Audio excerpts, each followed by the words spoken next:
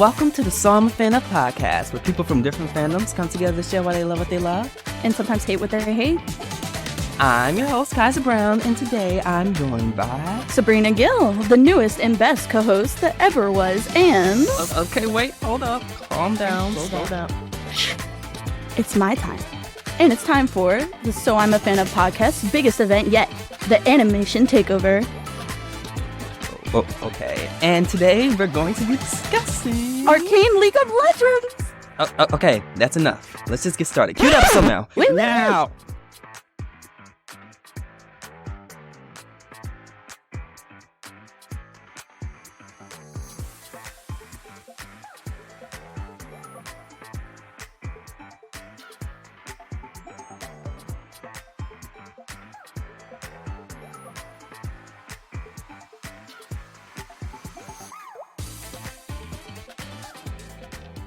Hey, Sabrina.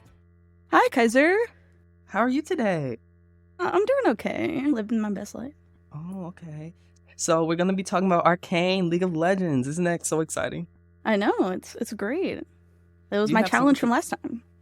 Oh, yes. You say you have something to tell me earlier. Oh, yes. Okay. Okay. It's perfect. Okay. So it's a joke. You ready? Oh, sure. Why are Sonya and Lucian good at solving problems? Who? Did you not do your research? They're champions. It's a League of Legends. They're champions. No, they're champions. See, this is why I'm going to be the new host. See? Perfect reason. Okay, you know what? Just say the joke again, and then I'll answer. So why are Sonya and Lucian good at solving problems? Because, I don't know, they're mystery solvers. Because they're the solution. Get it? You merge their names. Get it? Solution. It's okay. League of Legends puns? I've got a gazillion. Oh, really? Don't tell me you have another one. That was the one. Thank Zillion God. is a character. Oh. See? The cringy puns. Oh, okay. So maybe we should just get into the show. Hi, everyone. Welcome to the podcast. As you can see, I'm joined by a guest host. Yes, this is our first guest host, Sabrina Gil. Everybody clap for her. Yay. On the next 6 episodes, Sabrina will be joining me on So I'm a Fan of's Animation Takeover, where each episode we discuss a new form of animation and talk about it. And then eventually on the last episode, we're going to rank our favorite animated things, because I can't think. Yeah, we're going to go ahead and rank the animated films that we watched, along with probably some of our more favorites that didn't make the list. Exactly. All right, so are you ready? Yes. Okay, so today we're talking about Arcane, a League of Legends story. I'm going to give the synopsis, and then I guess we'll talk about what Arcane is based off of. Okay. Amidst the escalating unrest between the rich utopian city of Piltover and its seedy, oppressed underbelly of Zon, sisters Vi and Jinx find themselves on opposing sides of a brewing conflict over clashing convictions and arcane technologies. That didn't make any sense to me. It does, because I watched the show, but that didn't make any sense. It's funny because I'll say I'm no master of the show or League of Legends, but what I do know is that, ironically, there are a good bit of differences between the show and the game, but a lot of people hope that it's 100% canon, because obviously it's made by the same company that made the game, the show. Really? Okay. What do you know about League of Legends, Sabrina? So I honestly know nothing. I've seen a couple jokes here and there about, obviously, guys who play League of Legends are like red flags, like just as a joke, like just because it's such a time invested game that if he plays League, ain't gonna have time for you. Okay. But other than that, I know it's a battle royale style game with different maps and different characters that are set to those areas, and they each have a different class and a role that gives them like their abilities and how they participate in the round. And your idea is to take out the other team, or I guess a boss that may enter that arena by the end of it. But so in other words, League of Legends is a video game. Yes, it is. Yes, I know nothing about League of Legends at all. The only reason I know so much is because I like it. Okay, So, for this episode of the podcast, we decided to go through the first 3 episodes of the Arcane TV series, which you can find on Netflix. I'm going to read the synopsis, and then for each episode, we're going to discuss and break down what we saw, what we liked, what we didn't like, and then rank the episodes by how many champions out of 5. Okay, so let's get started. Episode 1, Welcome to the Playground. Orphan sisters Vi and Powder bring trouble to Zahn's underground streets in the wake of a heist in the posh Piltover. It's the names of the names of the locations for me that keep getting me stuck up. No, I understand. Ironically, in the show, they never actually describe. So it's described as Piltover, which is the upper city, and then the Lanes, which is the underground. And so they never actually specify the name of Zahn, which is one of the main differences from the show and the game, like backstories, because obviously the game isn't like story based, it's just fighting, but in the lore, I guess is what it's called. Oh, no, not complicated lore. Yeah, that's like my favorite part of League. In my notes on the first part where the first scene happens, I put that everybody's dead. You're not wrong. It was the bout of a civil war between the upper and the lower.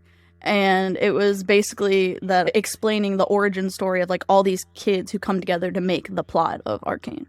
Yes. So it was like everybody's dead. Not everybody. Our characters aren't dead. Our main characters aren't dead. So you have Powder, Vi, and then Milo, Clagger, and obviously they're like teacher Vander. And Vander. All right. And when the episode starts after that, because they have this nice song. I forgot who sings it. I need to go search that up, but I was like, yeah. But so they're climbing up. I put their ugly boys, a pretty city. It's true. Not my ugly boys, I just mean Milo. I didn't like Milo. He just had an attitude. He was just too much. You're not wrong. Okay, I hated him too, but I didn't hate him. They're on a mission, okay? And they're climbing up on rooftops or whatever. And at one point, they had to jump from one roof to the other roof. And Vi was just like, just don't look down and you'll be okay. But Powder, because she's the youngest and the smallest, she's scared to jump. But she eventually makes it while almost falling off the roof. But Milo is weirdly jealous of Powder. You notice that? Yeah, because he's technically, I think it's implied he's in love with Vi. Ew. That's his sister. Well, even though they're adopted. I was about to say, they're not blood related, 1. And 2, he just also really looks up to her. So I'm sure if it's not obviously romantic love, it's that feeling of he wants to follow in her footsteps, but her attention is only on Powder. But they are on the way to this heist. One of the other children from the Lanes actually gives them a tip-off that there's a richer person in the upper that is going to have all these tools and whatnot that they could steal back after the kid already paid an arm and a leg for the supplies. Yes. And so they go into the room, they steal, and then Powder finds these blue crystal shard things, right? And what happens is they get noticed because when they are stealing, they end up having to lock the door, and then Powder ends up dropping one of these crystals and it explodes. And they get noticed by the enforcers and they're chased all throughout the upper city and they have to escape. And eventually they do by sliding down through the trash. Yeah, it's like a sewage system. And they end up going back. They live in the slumps, okay? I call it the slumps. I don't know why I thought of this in my head. I said black people, they'd be saying black people live in the hood. White people live in the slumps, okay? While they're there, they go and they end up running into Deckard. And Deckard is like this guy who like runs the street or whatever. He think he run the street. He got beat up. He got beat up bad. And what I liked about this show though is like the violence. It was like these 3 and one of them was a girl against all these other guys, and they did not throw any punches. Even when Vi was getting punched, it showed her getting punched and stuff like that. And I thought that was pretty cool that they didn't hold back. No, like the animation itself is already really grit, but like the fight scenes, like the action in it, make it like almost beautiful. It's like amazing. Oh, that and when smoke comes or whatever, it's like they don't use like CGI. They use actually like 2D hand-drawn animation, it seems. And so like when you see like smoke and like little effects like that, it actually ends up looking, and it is like, it looks so good. It reminds me like a comic book in a lot of ways. I think that's what it was meant to look like, because a lot of the lore too does come from like comics that they make from their characters. It'll be like for an event or whatnot, and they'll have like character little comics. But anyways, they beat up the thugs, but then like one of them like runs after Powder. And she ends up using her little gadget thing called Mouser to end up distracting him. But it doesn't work. And Powder has all the stuff that they stole from the building. And so she threw the bag over to get away and then ran away. And Milo, again, is just like, when they get back, it's just like complaining. And blah, blah, blah, blah, blah, blah, blah, blah. They go and hide in the back or whatever, while Vander ends up running into these people trying to like make a deal in his bar. I forget what the bar's name is. So it's called The Last Drop. And so they basically run to his bar because he's like their dad. And of course he's like, hide. And that's when the enforcers come. They're like the police. Mm-hmm. And we find out that they have a deal with the people of the lanes that you keep your people in your space, we keep our people in our space. It's more of a deal between not the enforcers and the people on there. It's more of a deal between Vander and Grayson, who's the leader of the enforcers. Because she tries to help him as much as she can within the law, and eventually that like backfires. Not because of anything they do, but because of those like kind of meddling. Somebody's meddling, that's all we're gonna say. So anyway, so he ends up stopping the people that's trying to do like the negotiations with this guy named Huck. He's like this nerd man, and he goes in the back to talk to the kids. And he's so, tell me why I'm hearing rumors of an explosion and a chase going up in the upper lands. I don't know, I forget what they call it already. It's technically referred to as like Piltover, and the land is separated as like that lower town. I just keep forgetting it's called Piltover. I'm gonna keep, if I say the upper lands, just notice what I'm talking about. I'm saying Piltover. And so he's like, tell me why you're doing this or whatever. And he chews them out, and then they tell him where they got like the tips from. It was from the little man from Benzo's shop. And while I was watching this, I was like, who's the little man? Is it like some secret character? Because I couldn't remember. I was like, it's not who I think it is, but it was who I thought it was or whatever. But before that, he ends up having this conversation with Vi, and he's like, Vi, you're the leader. They look up to you. You don't have the opportunity to be like selfish. When you say do something, they're gonna do it, and that's gonna be all on you if somebody dies or if somebody gets hurt or something. And what she's doing, like stealing and just going up there doing missions like that, is not gonna solve any problems whatsoever. And Vander tells them to lay low while he and Clagger go to their mysterious informant from Benzo's shop. That's when Milo, again, is just like complaining, blah, blah, blah, Powder this, blah, blah, blah, Powder that, I hate Powder, blah, blah, blah, blah. And Powder is overhearing or whatever, and she thinks Vi agrees, but actually she's just telling Milo to shut up. She's like, you talk too much. You cannot keep your mouth shut. I'm like, I understand, sis, because there are people, they just talk. And you just be wondering, why are you talking so much? Shut up, because the stupidity happens when you just can't keep your mouth shut. But it is what it is. And then they go to Benzo's shop, and then that's where you see the little informant who's Echo. He's so cute. He reminds me of somebody's little brother. I'll just call him my little brother. These first 3 episodes at least. And while he and Clagger are outside, that's when enforcers come in. The enforcers come in, and Clagger goes and tries to hide so he doesn't get caught. And Echo ends up spying on the enforcers from like his little secret hideout thing. And Grayson comes in and tells them that she's the leader of the enforcers. She tells them that the council needs to make an example out of somebody, and they're just not gonna give up on this one because it happened at, I don't know, a rich person. It was like a fancy place. It was like the upper, like we call it the upper, but like the very high class area. Like it was seen as a terrorist attack on like the rich.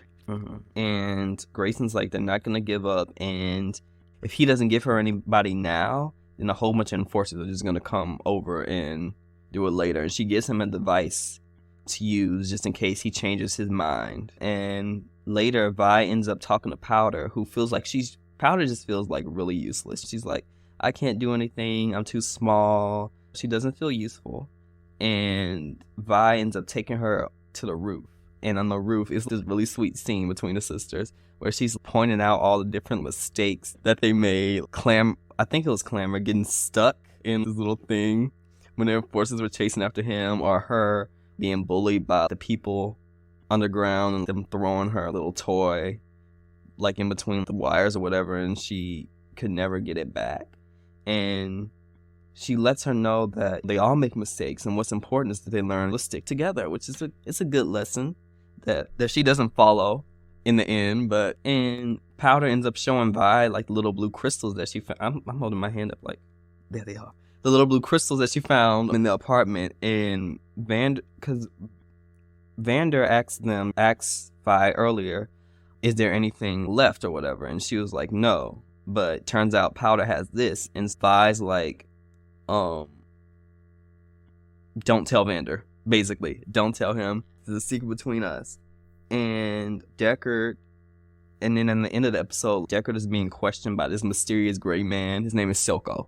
I say he's gray because of the lighting. He was like gray for a little bit. And apparently Deckard is working for Silco. And Silco has something, I guess he's trying to get revenge. And so he's using the kids as his little revenge plot. And he's having Deckard follow them. And they end up drugging a mouse. And then the mouse ends up turning big and killing the cat.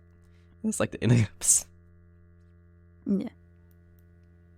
Yeah, so what'd you think about this episode, Sabrina? What'd you think about episode 1? I thought it was very interesting. It's like a really good intro to these characters because, ironically, the way the episodes are set up, these first 3 episodes that we talk about are like the background of the characters that everybody knows. Yeah, the origin story. Yeah, so it was a nice introduction to the animation, and it started out very lighthearted with them running on the rooftops, and then obviously slowly took on that dark twist as the action and violence started. It gave a nice taste to what was to come in the entire show, in my opinion, across the different themes that we're probably going to be seeing. And I don't know, I like the variety in characters as well. Obviously, this takes a lot from the original source material. There's a large variety of champions and characters and styles. But this animation in particular, the style they chose, I think is really beautiful. And I don't know, I like the story of this Civil War torn area. It does feel a little, right now, small. Just because obviously we're talking about this one country, and I feel like there's not a lot of push and pull yet from the whole world. I feel like we're definitely in a little bit of a bottle, but that's not necessarily bad. It's the start.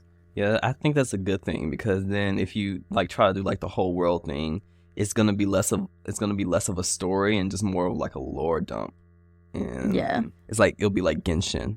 No offense, but it's true. That's dirty. Half the things that happen in Genshin aren't like even really story elements. They're just like, here's this character, they're in the world, and here's the lore dump of their past. And I'm like, this is why we need a single player video game. But it's neither here or there. I'm not going to insult your game too much. But yeah, I liked it. And I liked that this first episode, it only focused on the people in the underground first, because episode 2 and 3 ends up introducing characters like Caitlyn and Jace, who come in on the second episode, and introducing them. And episode 2 focuses more on that side, but then episode 3, and you still see what's going on underground, because Vi and Powder are the main characters, right? And it's still focusing on them in episode 2, but by that time you have all these other characters coming in, and that's when the world really opens up, and there are a whole bunch of players coming in. Yeah. You said that Vi and Powder are like the main characters. I agree. However, I feel like it's like we have 2 stories going on at once. Like you said, I feel like this first episode introduces the first plot line, which is the people who live underground and their lifestyle and their fight to survive. And I feel like episode 2 brings in the second plot line, which is going to be more Jace and the Upper and Victor, these people who are part of this better world above the surface, and they're the reality of what it's like to live in the Upper with corruption and trying to survive and honest. But I enjoy it.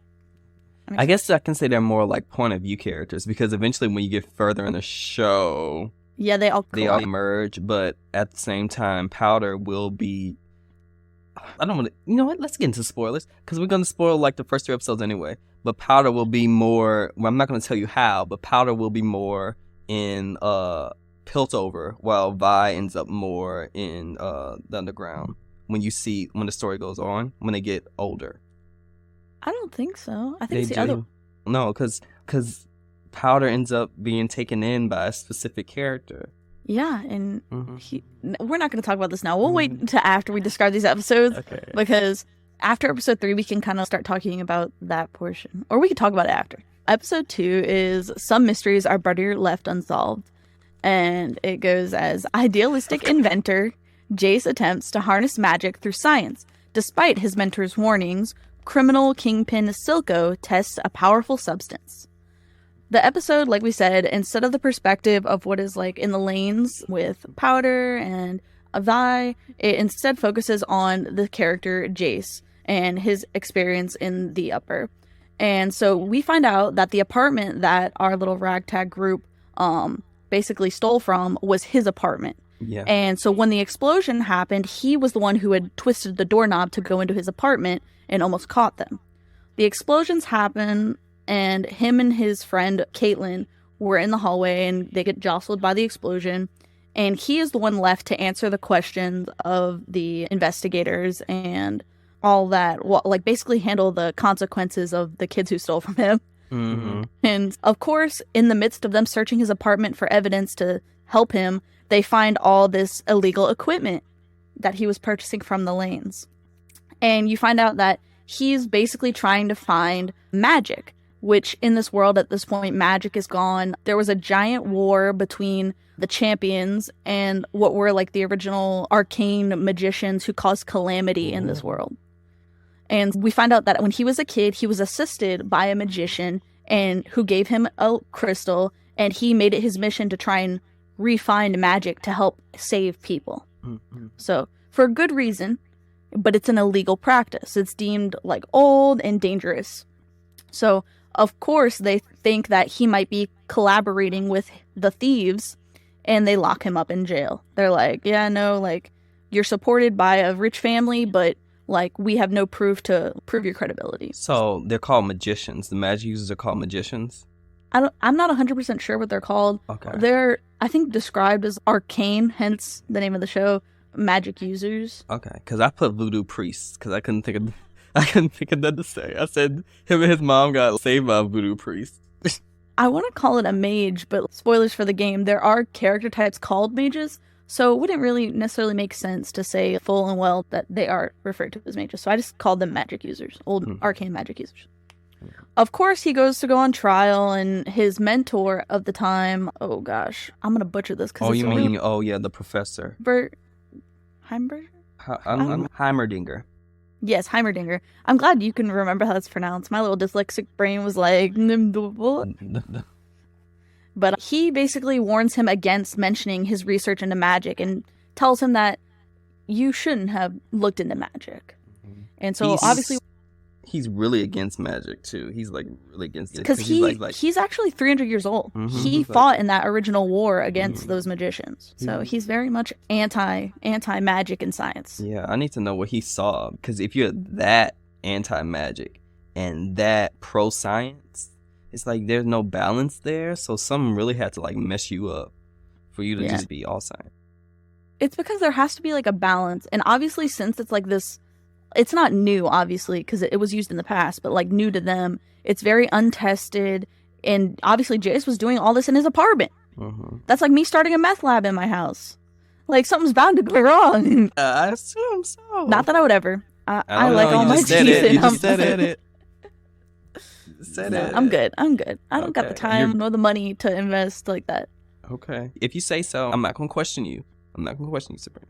Please don't. But eventually, we're going to focus on that side first, and then we'll go back to the sisters. Yes. Yeah, because the episode does split it a little. Like, we get the back and forth of the kids obviously being in hideout and the enforcers, like, scouring the lanes, basically asserting aggression and starting that civil unrest of the people being unhappy that they're getting bullied.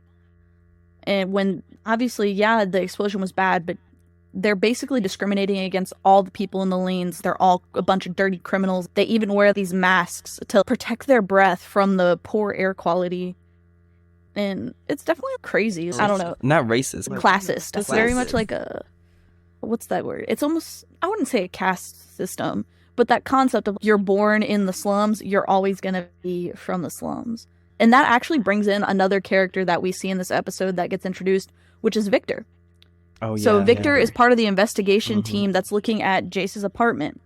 And as he's exploring this apartment, he's intrigued by this mashup of magic and science. And Victor himself is not in the best health, so you can see why he might have some skin in the game for this kind of research. And he actually, like I said, sorry, the connection, he is from the Lanes. And he actually worked his way up to be the assistant of Heimendinger.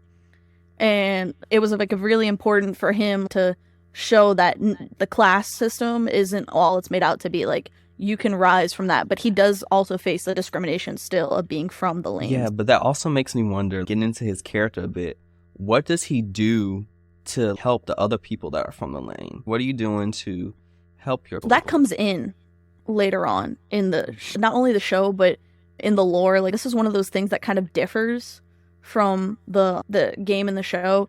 In the original, he and Jace didn't necessarily meet this way. They met by chance, just to clash ideas in the sense of science and magic. And up until this point, Victor had actually done a lot of work to create safer working environments for people who did work in the Lanes and in the Upper. He basically created technology that allowed for safer work environments in factories and facilities. And so all his inventions were aided towards helping the working class. Okay. However, he did kind of turn to a more biomech style that was a little controversial due to it removed basically free will. Not to be like all mind control-y, but in a sense that if you were doing a task, you had to do your task to the perfect T. And it was like a suit that controlled your body. So it made sure 100% that you were safe, but it was controversial because it took away your own physical ability to move. It's getting too much. Let's get back to the show, because now I'm side-eyeing Victor, because I was already side-eyeing Victor, not because I feel like he's a bad person, but I'm just looking at him like, you know. But sorry, back on topic. So obviously the investigation continues, and there's a council in the upper city, and they're tasked with obviously handling the terrorist attack and determining Jace's fate, because he's on scholarship at their renowned University of Piltover. And of course that it's basically a bunch of corrupt politicians. They're all got their own like motives, and as long as their like skin on their back is covered, they don't care. There's even one that goes so far as she gifts another, I guess, councilman a children's toy. Not to be like mean or malicious, but she's like trying to gain favor, and she's actually another lead character. I forget her name. Her name is Mel. She gives him the child toy, saying that it was built by the sharpest of mind. Yes. I love her. To me, she's like a black Emma Frost. If you read X-Men, she's like a black Emma, like in a way. I guess it's probably because mostly she just like wears white and she's rich, but she has that kind of personality. It's funny you say that, because she's actually from a very wealthy family, but at the same time, she's the outcast. Wealthy. Yeah, she's the least wealthy out of them too. Yeah, so she got ousted from her family, and so that's why she's like schmoozing up to all these people on the council. Yeah. But the rest of them, like I said, have their own motives, and a lot of them are also corrupt. She's schmoozing them. And of course, they meet Jace's case and put him on trial, and Jace is obviously advised to not mention magic. His mentor's like, do not. Just apologize, say you knew it was wrong. But what does he do? Of course, I did magic. He's like, does the very thing. It's a meme of the show that, like, every time Jace is told to do something, he does the exact opposite. He does the exact. He don't like to be told what to do. Which I get that. He, to an extent, it's like being honest to himself and to those who are around him. But it's you, dumb man. And so they're about to kick him out, not just out of the academy, about to kick him out of the city. Piltover. Yes, they're about to send him to the Lanes.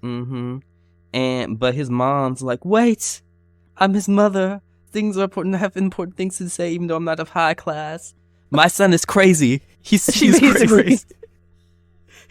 He's not in his right mind. Let him come home. Yeah, she basically begs for him to be like forgiven, but obviously he loses his position at the university and his sponsorship from that rich family, who's Caitlin's family. And yeah, so he's expected to just go back and live with his family of tool makers, right? If I remember correctly, they're known for making their tools. They make some. I don't know. Like beautiful children, obviously, because Jace is definitely attractive. Anyway, simping. Sorry. So obviously they let him go, like they don't kick him out of the uppers, but he has to go back to living his life.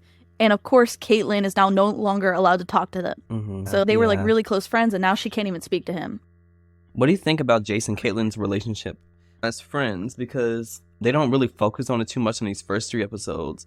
I don't remember how much they focus on it in the next episodes after this, but they established it. I wish they probably but they couldn't have focused. Like, they focused on it good enough, but I want to know, like, how did they meet each other? Like, how do they know each other?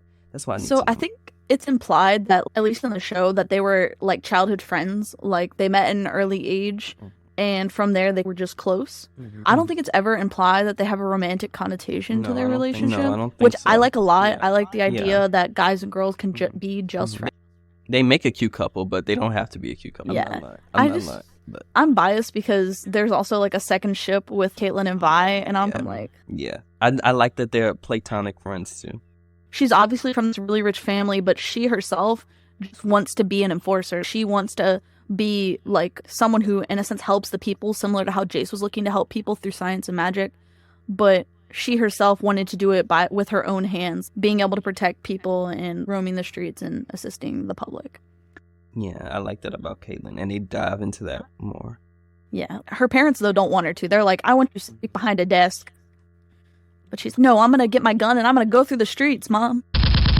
Yeah, no, I don't know about that. Yeah. This isn't America, okay? Calm down. Bad joke. Yeah. So Victor actually ends up reaching out to Jace with his arcane crystal confiscated, getting more and more violent. And the assistant to Grayson, I believe his name was Mason, starts basically trying to spearhead the investigation. And that's when he also gets a tip-off from Silco, who is basically trying to sabotage Vander because he wants to become the new leader of the Lane.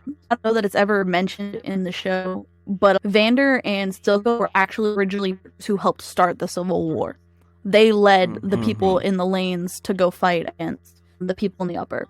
But obviously they lost, and there was a whole fight between the two, and resulting in Silco having that issue with his eye. The second episode basically ends with, it brings us back to that conversation that Vander had with Vi about how sometimes a leader has to do what needs to be done in order to protect those around them. And so Vi takes this as that she has to sacrifice herself to save Powder because the enforcers are getting more violent and it's looking like the turn of another civil war. So, of course, she takes the notification device that Grayson gave Vander, goes to Benzo's shop, and sits there and waits for the enforcers to come and take her away. Now to episode 3. Episode 3. The base violence necessary for change. I feel like I said it like in a way that I feel like it should be said differently. The base violence necessary for change. I don't know. Anyway. An epic showdown between old rivals results in a fateful moment for Zahn. Jace and Victor risk it all for their research. The episode starts with Silco being drowned by Vander. Like, he's just, like, being, like, choked to death.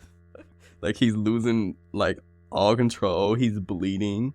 And he, like, when he's narrating, like, to himself, like, his little monologue thing, like, over the scene. And he ends up saying that Vander is his old friend. And that's how you know that him and Vander have a relationship. Because they don't really say that until this episode, right? They don't really allude to that till this episode. And when the last episode ends with people coming into the room where Vi is, and they have us assume it's enforcers, it was actually Vander. It's Vander and Benzo coming in to stop her because Vander is about to turn himself in instead. So Vi doesn't have to do that and have to live that hard life. So Grace comes in, and at first she refuses to take him because she's like, this place will not run without you. The lanes will not run. But he does so anyway, and she was like, okay, I'll take you. And when they go outside, it all turns to crap because that's when Silco comes, and then I'm assuming he kills Grayson. I feel like she's later in the show, though. No, she's not. So basically, I think, if I remember correctly, he uses Deckard. Deckard. To kill all the enforcers there, including Grayson. So it's like basically this massacre. I don't know why I remember Grayson being there longer. I don't know why I feel that way. But it might flash back to her. Might. He takes her out, and then Benzo's, he says something, but he taken out too. He like taken out in half or something. I don't remember. But he's dead. That's all you need to know. If I remember correctly, basically there's a battle, and Silco ends up taking Vander, and Vi, if I remember correctly, also gets taken. And so they're stuck at... Vi doesn't get taken. Because Vi's still in the thing, and that's when you're right, she was hiding. She was hiding because he threw her in there. And she saw the blood splatter on the window. And that's when... It says Marcus, but his name isn't Marcus. Who's the kid? His name is Echo. Echo. Anyways, he ends up coming down and telling Vi everything that happened. And that he ended up seeing Benzo getting murdered or whatever. And she goes back home in order to get stuff ready and get her brothers together to go and save Benzo. Meanwhile, Jace and Victor begin working together like on a little project. And I find that Victor, compared to Jace, is like very calm. He's a bit more chill. Did you notice that? Yeah, so Jace is definitely that very young passion and desire to obviously help people, but he's a little too emotional regarding the matter. He's a little also too impressionable, in my opinion. He just wishes so hard for his project to work, but as a result, he becomes a little naive, in my opinion. Yeah, he's quite a bit naive. And Victor comes up with the idea to steal the research that they need to get from Heimdinger's lab, I have to think of his name, and steal back the crystals. And it ends up becoming both of their dreams. And while they're doing that, we go to Silco. And Silco, and he has Vander. And what Silco wants is basically to prevent Piltover from coming in the underground and taking them over for good. He sees this as like a war, right? And that's when we find out Vander's the one who drowned him. And Silco still has respect for Vander, but he realizes that Vander just isn't the same person that he used to be, because Vander used to be the type of person who goes out and fight. And everybody keeps asking Vander, why aren't we fighting? Why aren't we doing this? And he's just not that person anymore. He's not the person that wants to like push the violence anymore, because he realized during the war that they had years ago that so many people died, including Vi and Powder's parents, that was it even worth it? And Silco just doesn't agree. That's why he's making his little monstrosities. And he wants to go to Piltover, and he wants to stop them from good. Meanwhile, that's when Mel catches, like when they're back in Piltover, that's when Mel catches like Victor and Jace. She catches them trying to sneak into the professor's lab. And she's like, why should I let you do this? And they're like, we want to change the world. So you got one day. It's either this or you get arrested. So this better work. And they go in and steal Heimberger's stuff. And they work on their little projects. And it creates like an explosion type of thing. People notice. So at first it creates this explosion. But eventually, they get it to work, and all of a sudden, they're summoning magic with technology, and they're floating in the air. I wish I had telekinesis, because it's just so cool. You ever see all these shows where they're just, like, flying and stuff, and you just want to be anti-gravity, too? You ever feel that way? That's just me. And they end up catching them, and the professor, comes in. He's stopped, and they break open the door. And then this is dangerous. You can't do this anymore. And then Mel comes in. That's for the council to decide. She sounds something like that. Because it's a way that they can make profit.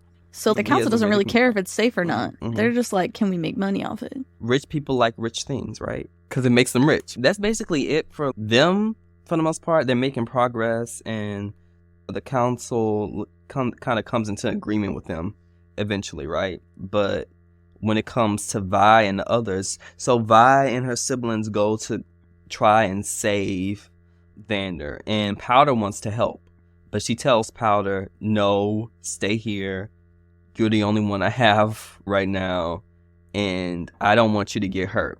And Powder ends up having an attack I don't know if she's like having a panic attack or anxiety. She's kind of losing attack. her mind. She's always had this complex, as like we've seen for the first 2 episodes, of feeling insignificant, like she's not able to help or contribute to her group. However, like I feel like this was like a real turning point where she thought she could help, and to be excluded drives her a little like crazy. Like she feels like, you could say, I guess it is like the beginning of a mental breakdown. It's like her panic attack moment. She was really panicking. And so that's when they're going and leaving, that's when she discovers that the blue crystals are the things that ended up creating those explosions. And that poor little girl, because basically they go and save Vander. And they're actually successful in doing it. So it seems like they're going to lose, right? It seems like Powder is going to go and save them. It's going to be happy, fun times. So they end up sneaking in, and they actually fall in the trap because Silco left the window open for them to come through, and as soon as Vi says that, that's when it clicks that, oh no, this was a trap. But Silco comes out anyway. He's like clapping evilly, yes, it's me, Silco, blah, blah, blah. And Vi ends up taking Vander's old gauntlets, and while Clamor and Milo are trying to help him escape, because there's this little storyline where Milo, I feel like the reason he really goes after Powder is because he feels insignificant too. And him going after Powder and complaining about her kind of makes him feel just a bit more useful. Even though he feels, because there are tons of situations where there are things that he's not good at that Powder just is better at him in, like shooting. Because when they were in episode 2, when they were in hiding or whatever, he and Powder were like playing the shooting range game, and he missed every single target. But Powder easily just got every single target, and he was just quite upset.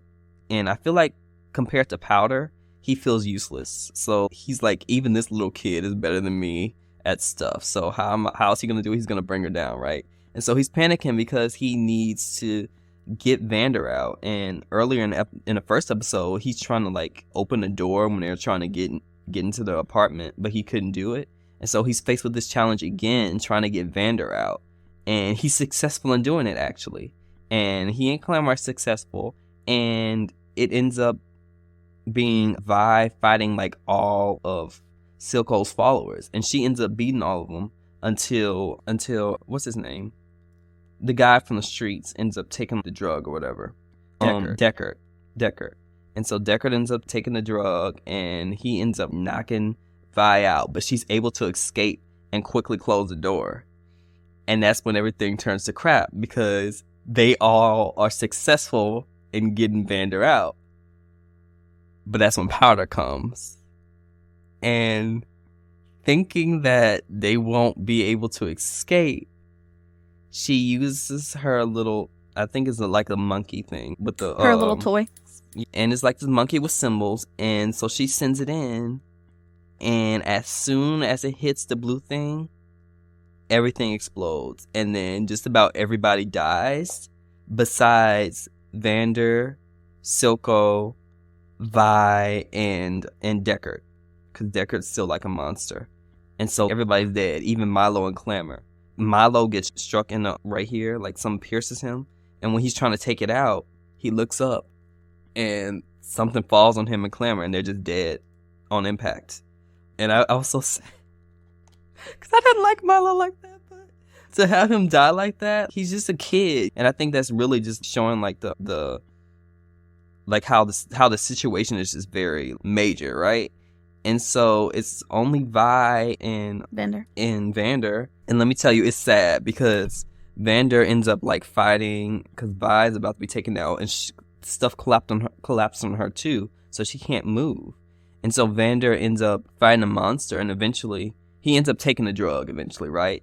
And he becomes a monster too. And when they try to get Vi, he ends up in his monster form taking out Deckard and saving Vi, and he ends up dying because I don't think he's dead. I don't really think he's dead, but he ends up dying, and Vi ends up like crying over his like corpse. He ain't dead. I don't think he's dead. I do not think Silco stab him in the back?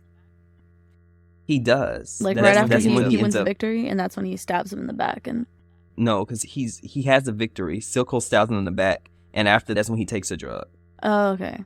And that's what he dies from, because I guess it's from the adrenaline, like the adrenaline rush, that he was able to like that the drug is him, that he was able to take him out, and then that's when he dies, because he dies from the stab wound later on. Do you want me to tell you if you're right or not? I know I'm right. I know he's alive. He has to be alive. Don't tell me. Don't tell me. Like, I'll wait. But because it's not 100% confirmed, but there's a theory. I think he's stuff alive. Shown in the show. Yeah, I think, because the thing is, I don't know about the games, but I feel like the show takes liberties or whatever. I know nothing about those video games, about the League of Legends games. So I don't know if he's alive in there, if he's not, if he like appears or if he doesn't. But I feel like in the show, he's still alive. But anyway, Powder ends up being like, "Fine, look what I did. Yay, I saved you." And then you look in the room and everybody's dead. And you did this? She's like, why am I laughing? Why'd you do this? And so she ends up punching Powder. And she's like, why'd you do this or whatever? And Powder is just like screaming and yelling because she just realizes what she did. She killed her family. And not on purpose, the poor child, obviously. And Vi ends up just walking away. And Powder is just like screaming and crying because Vi is the only one she has left. And she's like, don't leave me. Don't leave me. And it's so sad, and Powder and Vi ends up like hiding or whatever. And that's when Silco comes in and finds Powder, and he's asking her what's going on, whatever, and asking her about Vi. And she's just like, she's not my sister anymore. And she cries in Silco's arms. And when Vi sees Silco trying to talk to her, she tries to run to her sister, but that's when Marcus comes and takes Vi away, and the sisters are separated. So that's basically the end of episode 3. The sisters end up being separated. And this is also the last point where they're like children. The time skip happens as of episode 4. Yeah, like children, because I think like Powder and them are like teenagers, and then Vi is like an adult. But that's the last point of like pre-teenhood, I guess. I don't know. Yeah, true like childhood versus like young adulthood. Yeah. It's like the difference between happiness and angst. That's what we're trying to say. Yes. And that was episode 3. And that's what we have with Arcane. What do you feel about these first 3 episodes as a whole? How do you feel they did? I think they did fairly well. It was a very good setup to what will happen in the rest of the season, at least in my opinion. I felt it was really good. We got everybody's perspective. I don't feel like there was really anyone left out that wasn't at least touched that would appear later on. I like really enjoyed the show. There's like a reason why it was on the top 10s for such a long time upon its release. Who's your favorite character so far? That's really hard.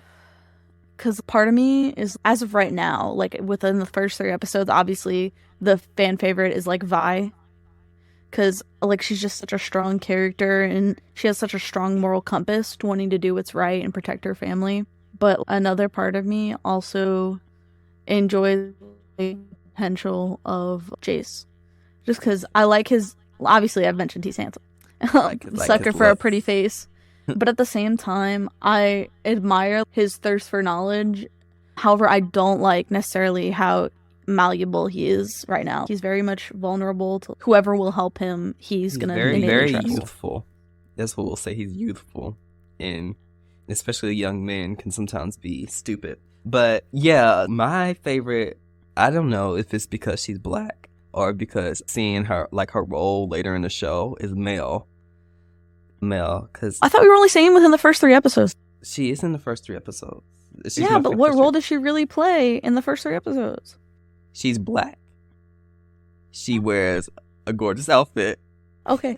I can't judge you. It's teasing. She's like British. So like that's the third. Ding, ding, ding. She just reminds me a lot of Emma Frost from X-Men. And Emma Frost is one of my favorite characters. And so I guess it's just like that coming into my head. The bias. Just like, yeah, I'm biased. But besides her, if we're talking about characters that we're focused on, I guess it'd be Powder, because I feel sorry for her. I really do feel sorry for her, and I can see where she's coming from, like feeling useless. Her, and seeing like how her and Milo relate to each other too, even though they argue a lot. How the similarities between those characters, and how that probably will mess her up for the trauma is just there probably for the rest of her life. It's just really sad. And I like Vi too. I like Vi, but I feel out of her and Powder is my favorite because I feel like Vi is more of your not average main character, but she has the main character energy. And who I'm not the type of person who usually is just like the person who the main character is my favorite. Yeah, I feel that. Never really that for me. It's usually the characters that are like that sneak in and just take over the show. You know. Yeah. If we're talking about the series as a whole, my favorite is probably definitely Victor or Caitlin. I feel like Jason had like a thing going on. Like there's like a part of the fandom, but that's also because everybody's oh my gosh, Vi and Caitlin, and then Victor and Jace. It's not true, because I do like the relationship that Jace gets in later. We're not gonna say who, but I do. I guess it's probably like the intellectual attraction. I don't know. I don't really actually care for that relationship. I feel like it's a little manipulative. It is. I'm just saying they look good. They look good. Wait, which relationship? Which relationship? I thought you didn't want to talk about it. Oh, so that one. Okay, yeah. No, it is manipulative, but they're cute. They're cute together. I don't care how cute somebody is. Mm-mm. Both of them are manipulating each other. Let me be honest. You're right. Because that doesn't make it better, but they're cute. Like, it's Emma Frost, Scott Summers. We love to see it. That's another one of my favorite X-Men relationships. And so I see it in those two. And that's a lot of I'm an X-Men fan. It is what it is. We decided we're going to rank the episodes. Let's just do the whole show so far. How many challengers out of 5 would you rank the first 3 episodes of Arcane? I would have to give it maybe a 4 out of 5. 4.5 out of 5 champions. Why? Because I think the show is very strong. I love the animation. I love the setting. And I enjoy so far the character development. I enjoy the setup. However, where it loses a little for me is that I feel like sometimes things get a little, I wouldn't say complicated, but it gets a little too everywhere. Like there's a lot going on at once, which isn't always bad, but sometimes, especially like in the apartment scene where it's jumping between Powder and them and then what's going on behind the door, it gets a little much for me. Or like, I don't know. There are a little, like you said, stereotypical main character syndrome. But that's a show thing in general. It's almost every show. So other than that, it's like minute things. It's like me being nitpicky of not wanting to be like, oh yeah, it's 5 out of 5. But see, that's a good thing about the show. You have to be nitpicky. You have to be nitpicky because it's just that good. I would give it a 4 out of 5 too. Like the first 3 episodes. I understand what you're saying. It comes like everywhere and like everything sometimes. I feel like it's also a lot is just not explained, which I guess that's the point. It's the point that we're supposed to find out more as things go on. But especially in Silco's portions, where with his lab and they're experimenting and stuff, it's a little too vague for me. Well, it is what it is, because I feel like Silco that's the point. He has to, like, you have to have a mystery behind him too. Like in the first, because in the first 2 episodes, you don't know anything that goes on with him. But by the 3rd episode, you start getting like the history or whatever. And I feel like the story is trying to tell a story, but it's not trying to. They don't feel like they need to tell the Silco and Varanda's story to really just, because it's not as important, honestly. It's the past. You learn more about it, but it's just the most important thing between that is the relationship between those two and how it defines the characters now. You know what I mean? Because I think about like Batman or whatever. Batman's parents got shot, okay? That's what makes him become Batman.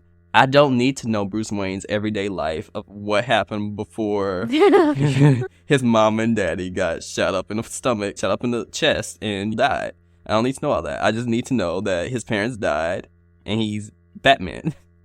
But I'll give it a 4 out of 5 because I do feel like they handled it.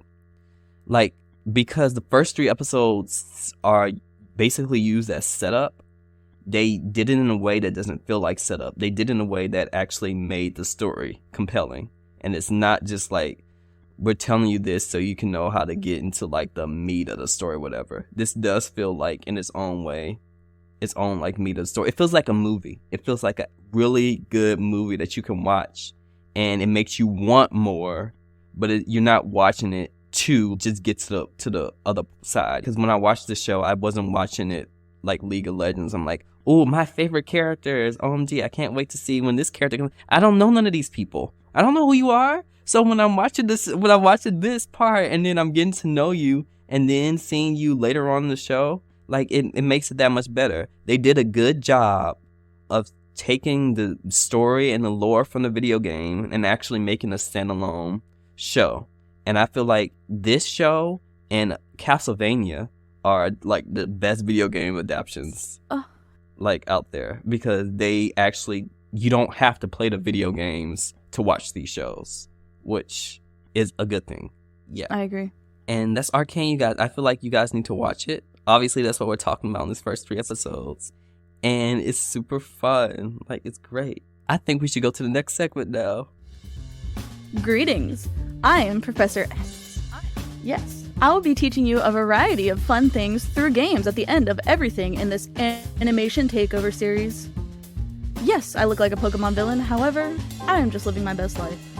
I do not have an education degree, nor am I a master at any of the things we may talk about in this series. Anyway, here we go. This segment is called Keeping It Classy with Professor S.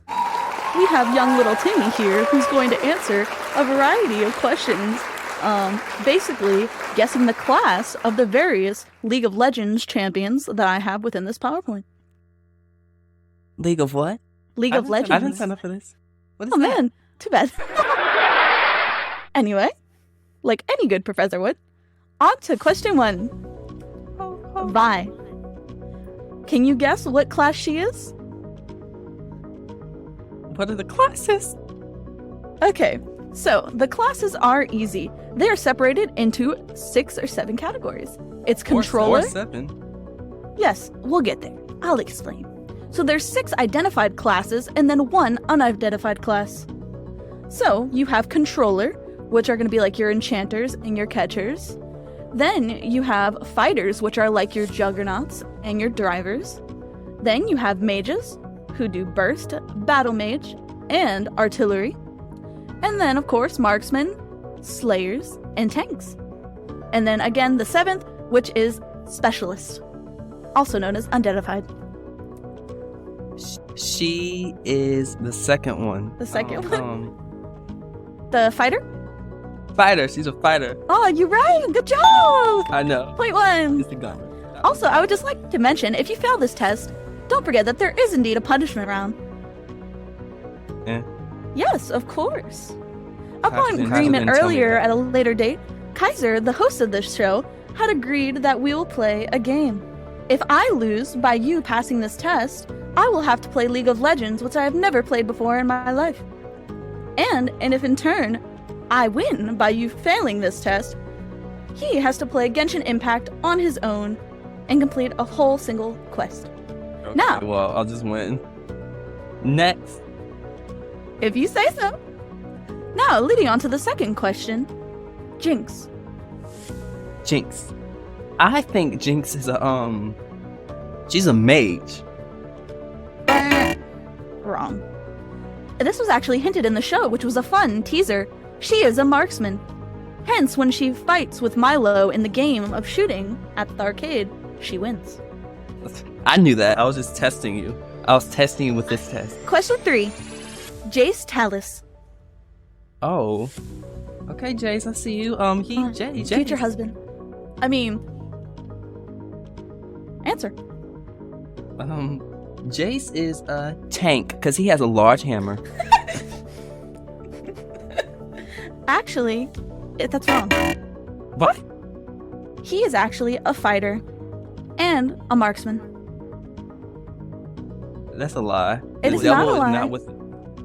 It is not shown yet in the show, but it's estimated that in Season 2 he will get his signature weapon, which is the hammer filled with hex magic, which allows him to shoot enemies at range and along with physical hand-to-hand combat with the hammer.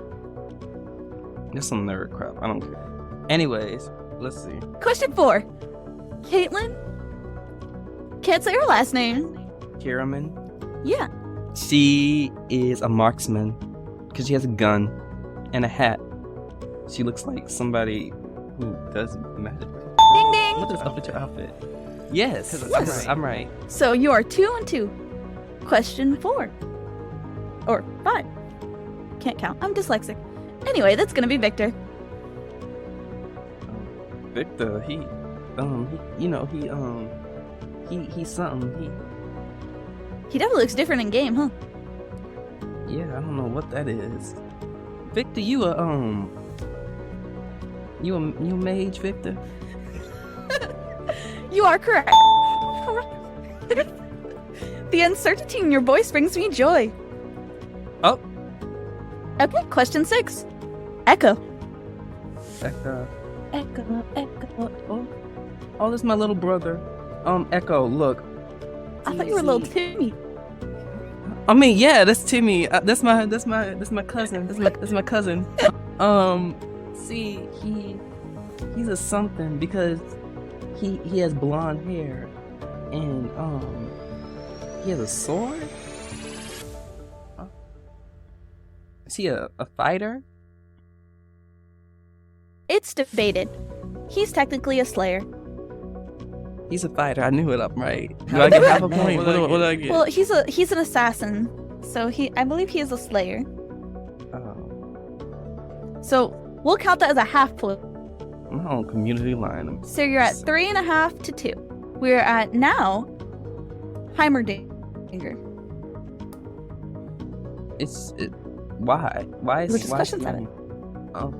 He's a he's a controller. Wrong. He's a specialist. A specialist. He's a specialist in what? Technology? Well, so since he's so old, it's actually questionable as to his true ability. He's considered, I guess, OP, or does not fit into the following categories. So I should not say OP, because I guess that doesn't technically count. Anyway, next question. Question 8 is going to be Lux. Who is this? Who's Lux? So these characters have exited the realm of the show, Arcane. So I picked some of the most popular within the actual gameplay. Oh, she looks like she a mage. She got a staff, and there's light behind her. That is correct. Oh, see, blonde, and she blonde and white, so of course. Okay, number 9, we are at Misfortune. Uh-oh. Is she a marksman? She a pirate? She got those guns? I know the truth. All right.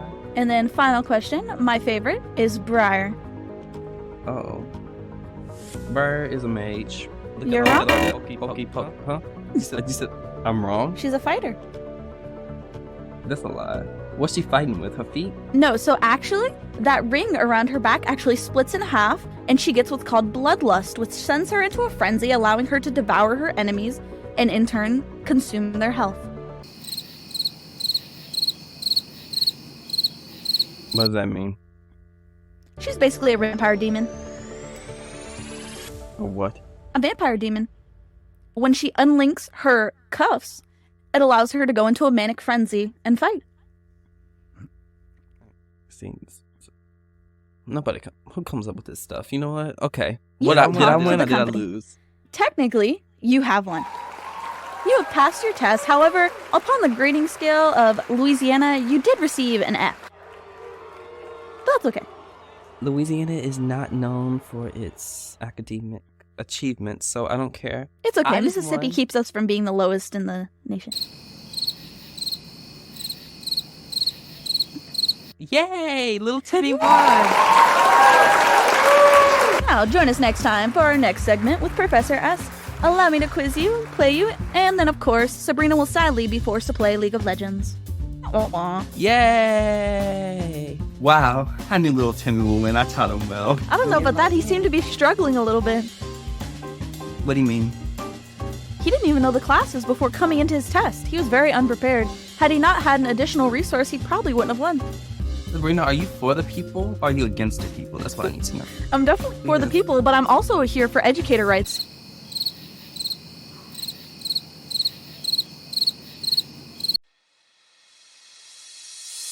Thanks for joining us on the So I'm a Fan of Animation Takeover.